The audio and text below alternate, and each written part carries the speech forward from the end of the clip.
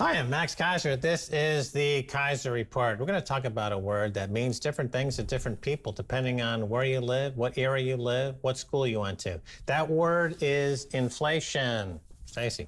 Yes, there is runaway inflation. 5 reasons why runaway inflation is imminent, according to Morgan Stanley. I might add that in the past week, it's emerged that Morgan Stanley owns 10% of MicroStrategy now, so they have a massive Bitcoin position.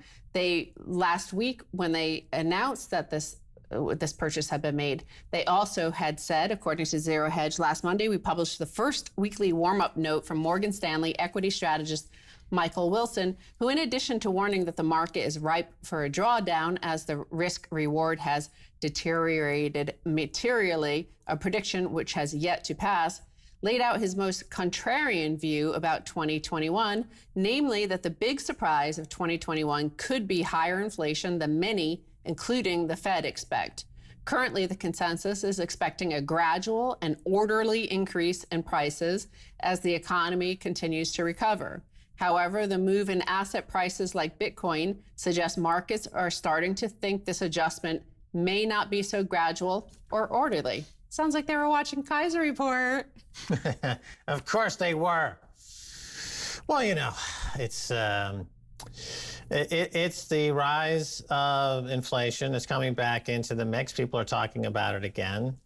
And it's an interesting topic because, as I said at the top of the show, this word inflation means different things to different people.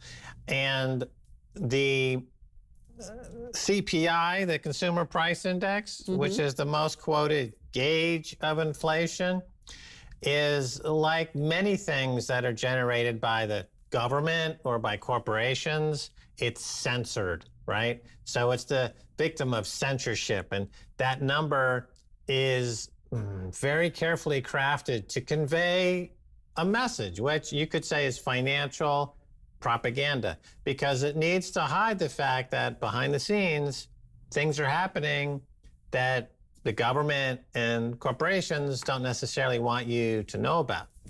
Well, speaking of censorship and propaganda related to prices, this past weekend on Orange Pill podcast, we interviewed Preston Pish, who mentioned that the problem with QE and this inflation is coming about because of the next step of QE. QE is credit for the banking system. We're about to encounter $3 trillion in new stimulus on top of the $4 trillion that just came last year. So there's another $3 trillion just in the first few months of the year. Then there are calls for UBI or MMT or some sort of regular free money for the people.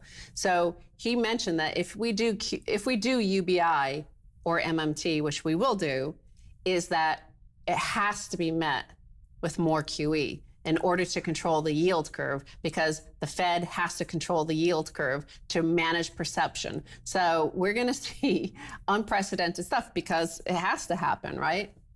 Right. That means since the severing of the US dollar from the gold window back in 1971, through the Reagan years, through the Clinton years, through the Obama years, through the Trump years, it's always been about extend and pretend. It's always been about the Federal Reserve and other machinations and parts of the system gobbling up all of the excess liquidity to make it look like there's no inflation.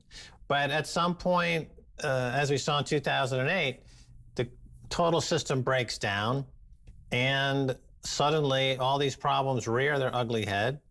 The cure at that time was to quadruple down on these failed policies of hiding the inflation. Don't tell people the price. Don't tell any American that the purchasing power of their dollar is going down sharply. That's the message that they can never let anyone know.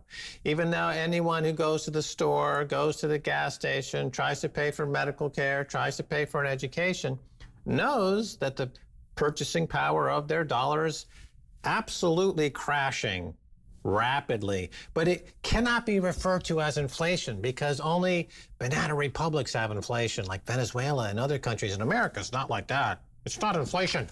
It's something else. It's fill in the gobbledygook from the government that adds in a bunch of non sequiturs, a word salad, wrap it up in academic speak, have a Rubini or a Paul Krugman talk about it in the pages of the New York Times, and you have, therefore, a very, very successful propaganda technique. But like all suppression schemes, eventually it fails, and now it's failing. Right. It's all about perception management. So they want to manage your perception so that the psychology of the people, you maintain this perception that boom times are here. So they do like inflation, but they don't want you to get into a mindset of inflation. So, there's that. They're hoping, I think, to have some inflation so you keep on feeling wealthy. Your stock portfolio, your house prices have gone insane, right? Like they're up something like over 10% nationally over the past year, despite the lockdown. But who else is seeing that inflation is coming, and that he thinks is a huge risk that investors and the market in general doesn't seem to be prepared for it? Mohamed El-Erian.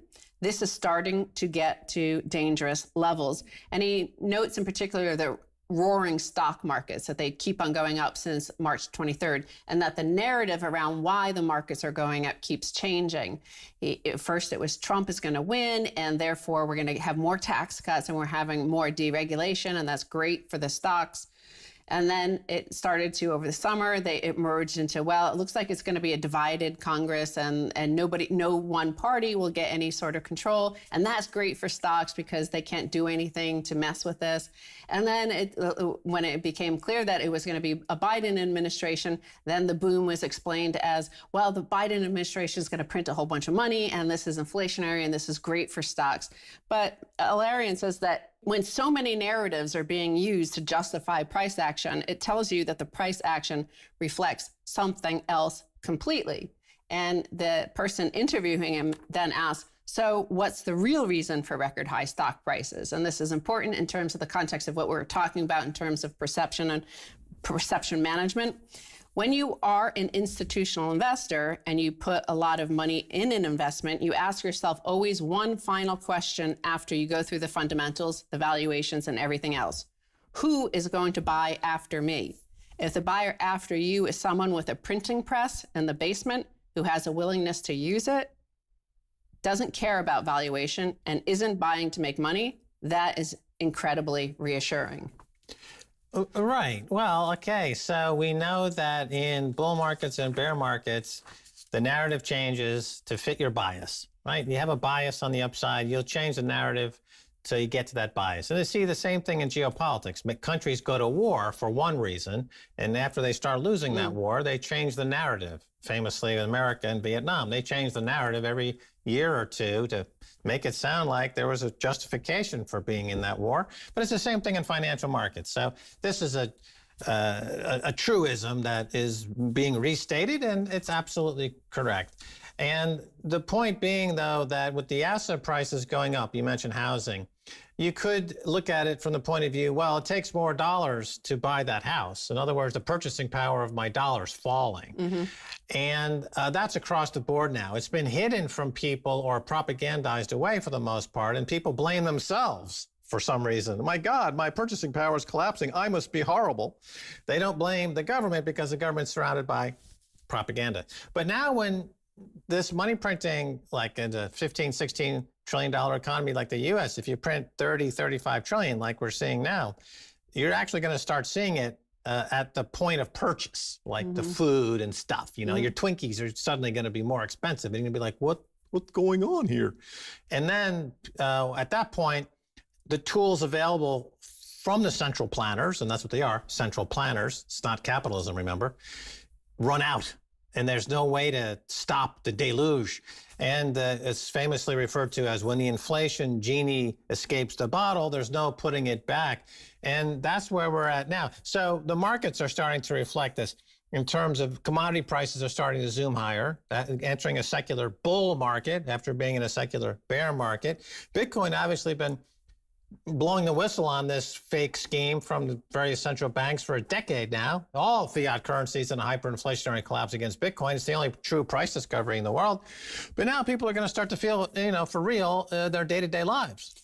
Right. And he's then asked, what are the implications of this change? And you and I have been talking about this for the last year or two, as it's becoming quite obvious when you have the likes of the IMF calling for a new Bretton Woods, when you have the World Economic Forum calling for a great reset. What they're signaling that something has to change, and that they're reaching, the exit is blocked. They have no way to exit the system. And that's what Mohamed El-Erian says. He says, there is abundant evidence that the beneficial economic implications are low.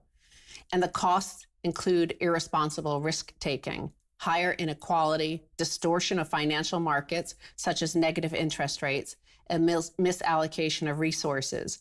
There is abundant evidence, but no one knows how to exit. Every time central banks even hint at exiting, the markets become disorderly. So that's his polite way. He's a bond trader, the head of Allianz Global, who bought PIMCO. So, he can't say it in the same way we do, but what he's saying is the same thing that Keiser Report says. So he's saying that this is causing the Cantillon effect. It's destabilizing economies and societies around the world.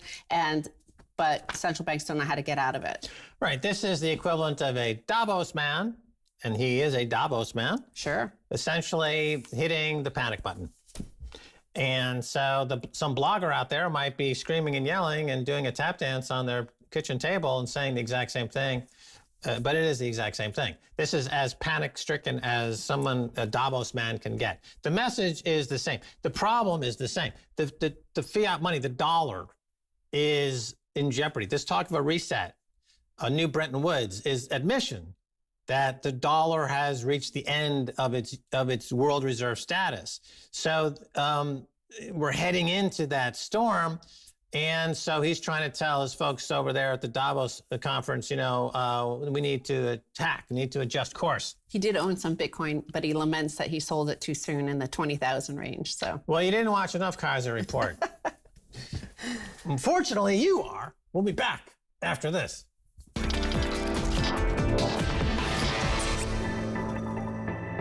Welcome back to Keiser Report with me, Max Keiser, and Stacy Herbert. Time now to return to our conversation with Alasdair Macleod of goldmoney.com. Alasdair, welcome back. Thank you, Max. It was recently mentioned that the quantity of the paper gold has increased as parabolically as the price of Bitcoin. And that shows that the demand for gold is met with more paper gold rather than price discovery, right? So in other words, there's huge demand for gold, but it's met with paper gold, the naked short selling and these other types of things. So the price discovery is mute. You don't get a traction in the market because there's nothing there. Whereas the amount actually of paper that's being issued to keep the price of gold flat relatively on a percentage basis would equal the rise of Bitcoin. So you comment on that a little bit if you can. It's a bit difficult, I think, to make a simple comparison as that. I mean, I was looking at the commitment of traders figures for gold earlier today, and the last figures, which were for the 29th, in fact, the CFTC has made a complete mess of the numbers. So we don't actually know the numbers. All we do know is the numbers from COMEX. And there we have seen the outstanding number of contracts increase somewhat over the last month or two. Certainly, it is true that demand for gold has been, if you like, mopped up by expanding the amount of paper. And it has been an enormous impediment to the price of gold. The market in gold is very, very different from Bitcoin. What we're seeing in Bitcoin is actually fascinating because when Bitcoin originally went up to round about just under $20,000 a few years back and then crashed, I mean, we saw that was, if you like, very much the first phase of something quite extraordinary. And the reason I say it was the first phase is that the people that participated in it basically were people who understood Bitcoin. They were techies. And there were a few people on the side, who sort of saw something rising and thought, oh, well, we'd better join in on this, and had a bit of fun, lost a bit of money, whatever. But always you get a second phase in this. I mean, I'm just talking Dow theory, no more than that. And that is when the serious money begins to come in and buy it. And that's what we're seeing now. We're seeing institutions waking up to this extraordinary combination where you have got a real cap on the supply of something like Bitcoin, whereas at the same time, the amount of currency being printed is expanding at a massive rate. So what do? This is obviously reflected in the relationship between Bitcoin and fiat. So what institutions are now doing is they're getting into the game because almost they begin to understand the story or half understand it. They don't understand actually that it's the dollar going down rather than Bitcoin going up, but they do buy into this relative supply argument. So that is a very different situation from gold. With gold, the whole of the establishment basically are Keynesian. They reject gold. I mean, otherwise they would actually own it. The ownership of gold in institutions is very, very low. I mean, it's less than 1%, probably less than 0.5%. They probably have a few gold substitutes as punts. But the point is they never look at gold as money. They look at gold as something, well, if it's going to go up because the dollar goes down, then what we will do is we will buy some gold, we will trade it in order to sell it for dollars at a later stage. Now, that is the way you look at a speculation or an investment. It's not the way you look at money. Money is something you hold on to. Now, I think that what's likely to happen is that if we get the collapse in the purchasing power of the dollar and other fiat currencies, which I predicted in your last segment, then on that basis, we are likely to see the price of gold rocket, or put more correctly, the relative difference between the purchasing power of gold increasing relative to the purchasing power of the dollar, which is collapsing. And under those circumstances, you can begin to understand why gold is sound money. It also has the what? Sorry, Alasdair Macleod saying Bitcoin is sound money? I have two problems with Bitcoin. I see Bitcoin as an excellent store of value while this crisis progresses. And that is what we're seeing. And I wouldn't be surprised if Bitcoin went considerably higher than this. In fact, I would be very surprised if it didn't go considerably higher than this. But the problem with Bitcoin is really twofold. Firstly, the central banks don't own it, which was something that you alluded to in the first segment, but they do own gold. So the only thing that they can actually use as a last resort is their gold reserves. And the second problem, Max, is that if you are borrowing money in order to invest in the production of something, then you need to know what the final value of that money is when you come to production. So if you're going to borrow Bitcoin, say for 1, 2, 3, 4, 5 years to make cars or whatever it is, then you have no understanding, you have no idea what that final value is likely to be. It could be that a rising value for Bitcoin means that the price you get for your final product actually falls very substantially. Now, that would rule out the use of Bitcoin, if you like, as an investment medium in industry. But so let me ask you something non-financial, non-economics, but it does relate to Bitcoin in this conversation, I think. You know, a year and a half ago or so, Digital Currency Group in New York came out with an ad campaign called Drop Gold and Buy Bitcoin. And at the time, the gold community was aghast that how could anyone make such a ludicrous suggestion? Now we know from the data, according to BlackRock and others, there's been a tremendous amount of outflows from gold ETFs to Bitcoin, principally Digital Currency Group's Grayscale Bitcoin Trust. Right there, the number one beneficiary. So the question is, how important is marketing today when it comes to gold, Bitcoin, and understanding everything else around us? Because it seems like that was a genius move from a public relations and marketing side. Or was that an inconsequential kind of just happened to happen and it was not really important in the grand scheme of things? What do you think, Alasdair? Marketing can persuade people to do almost anything, and marketing certainly has an effect, so we can't deny that. But I think what we're looking at the end of the day, Max, is what actually happens when the dollar collapses. Now, when the dollar collapses, what is that replacement going to be? I think if you think that Bitcoin can replace it, then basically you're saying that the central banks will cease to exist. Not only do they not have Bitcoin, but governments don't have Bitcoin.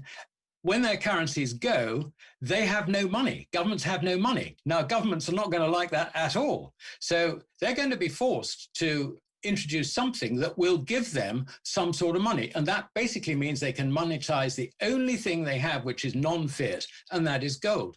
And I think it's as simple as that. And as a practical money, you need flexibility. But the key point is you don't want the quantity of gold to be decided by the government. You need it to be decided by the free market. And that flexibility is terribly important. It comes from two sources. First of all, there's mine supply. The other thing is that probably only about half of above ground gold stocks is actually held, if you like, for money or quasi-monetary purposes. The rest of it is in jewelry and, sort of various other bits and pieces. So you can draw on that jewelry, if you like. If there is a demand for gold from the market, then that can be fulfilled by an expansion of the quantity of scrap. We have a bit of a paradox here, Alasdair, because you've alluded to the fact that when it comes to Bretton Woods II and other governmental policy enactments, it's total deadlock. They're totally wed to Keynesian economics. They're totally in debt. And the idea of them allowing the free market to take over is anathema to everything that they stand for at the moment. And it would put countries like Russia and China in a much better position globally. So that's one side of the equation. And the other side of the equation, you're saying that the central banks, if they don't have money, if gold is demonetized by Bitcoin, they go out of business. And so do the central banks, and so do the governments. And there's a large body of people around the world who would say that's great, because they are completely in deadlock. They have ceased to be relevant, and they are no longer fulfilling the social contract. I mean, going back to the 1700s and John Law, let's mention John Locke and the creation of the social contract. That's been completely obliterated. So maybe my question is, maybe it's time for the central banks and these centralized governments to go the way of the dodo, become extinct, and we have a true free market based on Bitcoin. I know this is quite a leap, but Alasdair, what are your thoughts? Central banks have created so much misery for all of us by transferring wealth, by debasing the currency. I mean, of that, there is absolutely no doubt. They do not know what they're doing. The whole Keynesian rubbish has been disproved so many times, but nobody is prepared to listen. I accept all that. But in a practical world, governments are going to continue to exist. And in order to exist, they need financing. So they will grab what they can in order to do that. They're not going to we're not going to just have a sort of a complete anarchy.